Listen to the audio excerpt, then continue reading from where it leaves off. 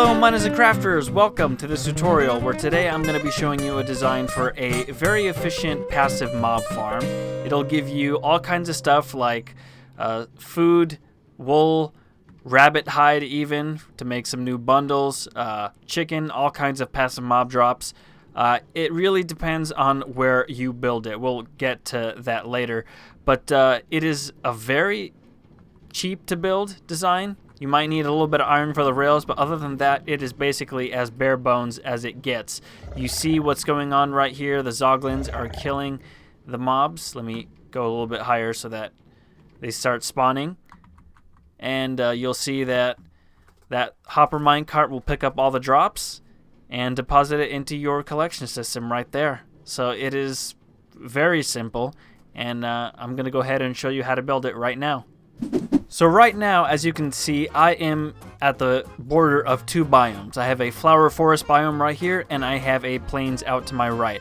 And that is where I have built a farm, at the border right here. That way I can get multiple different drops. If I wanted to get just rabbit hide for the bundles, I could just make it a little bit or just make it entirely inside the flower forest biome, or maybe even a desert.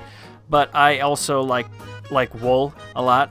One, because obviously the Nether update has made wool more useful because of Nether mining, and the cave update is also going to make wool more useful because of wool occlusion. So that is where I've decided to build this one, but you can build it pretty much anywhere you want to get the different mob drops. Okay, so your first step is to build your AFK spot. Make sure your AFK spot is very high in the sky. You can see I've built mine at Y level 204, and that's because it is so high in the sky that nothing below me is spawnable. So all this area down here, I mean, it's spawnable right now because I'm down in the area, but this block right here is pretty much the highest in this area. So if I just go all the way up top so that it doesn't it's out of my spawning area.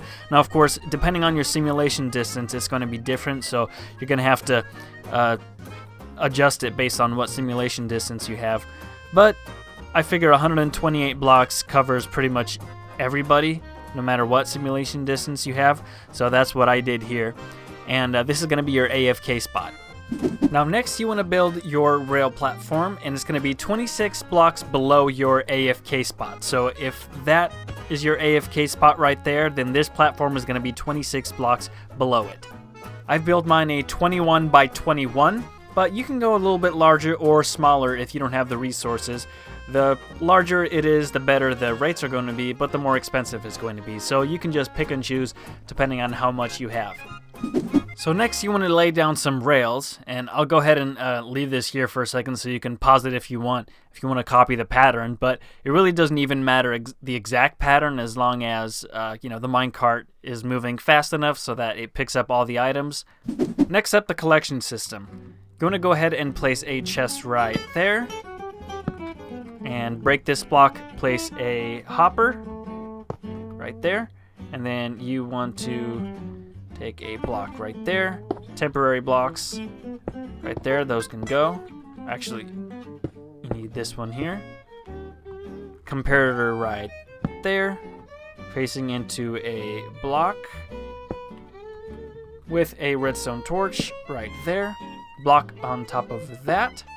You want a repeater facing in this direction, which goes into a block. Come on, right there. And then you want two powered rails right there.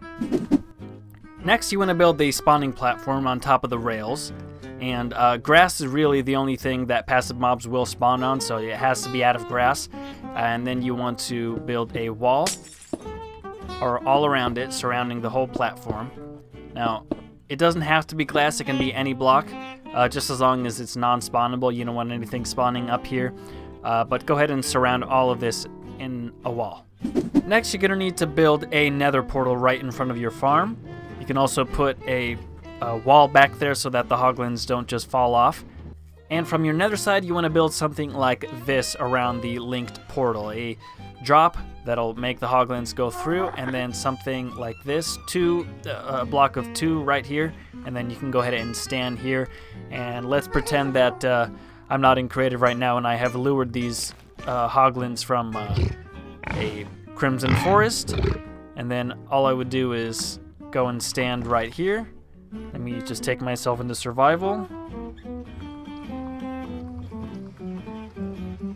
And if those hoglins notice me, they'll come up to me and fall down this hole, fall inside that chute there, and go inside the Nether Portal. Come on. Here, let's spawn a few. You'll see they fall down in there and they run into the portal. They are scared. They won't be able to go in just by walking in. They are scared of the portal. But as you can see, they all eventually make their way inside, and they make it through to the overworld. Now after a few seconds, the hoglins are going to start to shake and they're going to turn into zoglins. When that happens, your farm is pretty much done.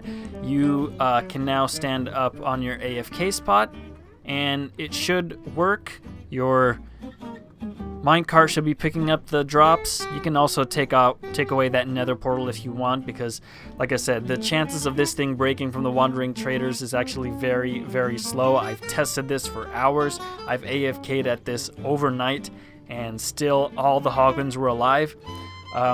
In an area like this, which is 21 by 21, you want to put around 5 hoglins. I found to be the perfect amount. If you just put 1, I mean, it'll work with just 1, but it'll be much slower. And then of course you also don't want to stuff it in there with 10, because that'll create fewer spawning spaces. The density cap will check for them.